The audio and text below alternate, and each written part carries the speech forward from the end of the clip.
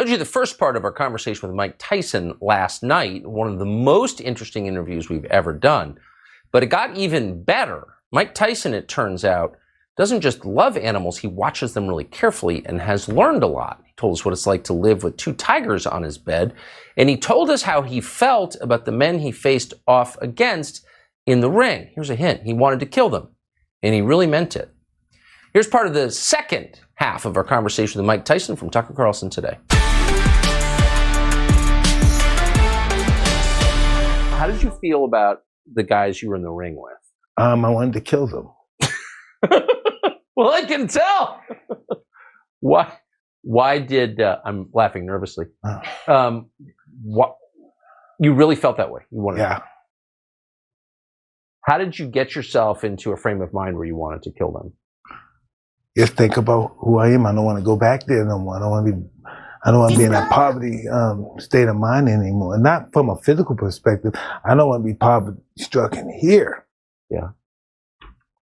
So would you sit and think about it before a fight? Think about the guy you were fighting? Absolutely.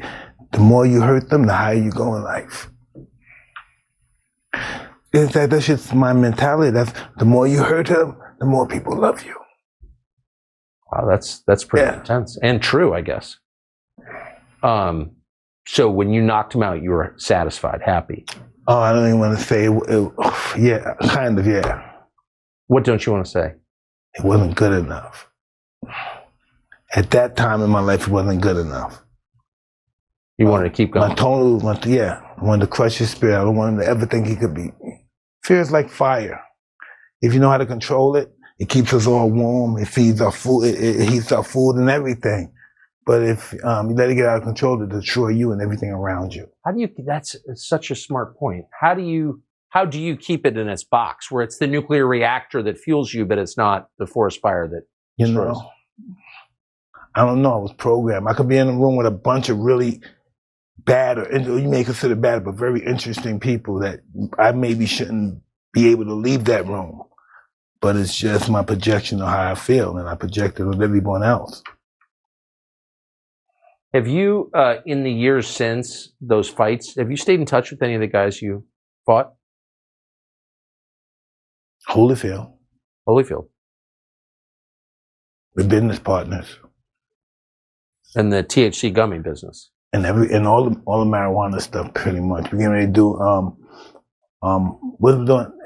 The bites, mic bites, the part of Holyfield's ear that was missing. We're getting ready to come out with that. And we've been very successful with that. And I'm so happy that he's gonna. This is what I say. All right, listen to this. We're the only fighters in the history of the world that's still getting paid from a fight 25 years ago. It's true. Who's doing that? Do you still have tigers? No, I have little kids. If I didn't have kids, just me and her, we would. So when your kids get older, you're gonna have tigers again? No, I'm not gonna be strong enough to handle them. You gotta be tough with them sometimes. Really? Yeah. Oh, they understand. Listen, not the tigers as much because they get offended. They get depressed when you reprimand them. But lions are like dogs. Hey, sick him. Hey, get over here. Just like dogs. Cheetahs too. Cheetahs are more dogs. Cause cheetahs bark. They don't growl like cats or purr. They bite. They bark. So some cats are in the dog family. Really? Mm-hmm. So a cheetah behaves like a dog? Yes, a cheetah and a lion. Tigers not so, but you can tell them what to do. And they tag somebody, that jump on you, they come and chill out with you. Tigers are not like that. They just want to hang out with you alone. They don't want to be friends with no one else.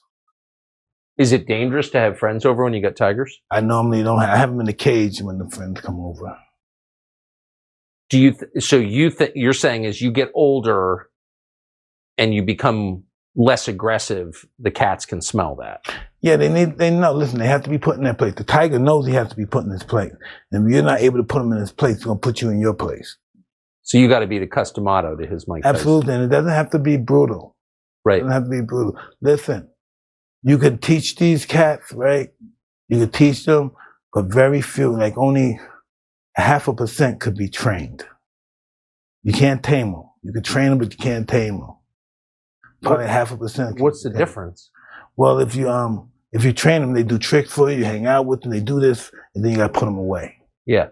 You know, but when you have them raised, they sleep in the bed with you. You can do that? Yeah. Right? Yeah, but I didn't have lions, but I had tigers in my bed. And I had two of them in the bed. That's why they don't go well together. They're in the bed, they want to get close. Next thing you know, you got two 400-pound cats fighting. And you, holy shit. And you try to roll to the floor. You roll on the floor and they're fighting on the bed because they want to get close to you. Which one wants to get close? They start fighting. How do you break up a tiger fight? I don't. You know what I mean? Just one of them beats the hell out of one, then he runs to me, the other one try to get behind me, and this guy comes, It's like 3 a.m. in your bedroom? They start fighting. What the? I don't think I can handle that level of I drama. didn't think I could either. It never happened to me before. I used to have them since they first born. They slept with me, hanging out with me, and this never happened before. Never thought about bringing them up. They come upstairs, they hang out. But listen, if they ever fought, I get up. They leave. Listen, the whole house you have to leave. Yeah, they fought. Oh God.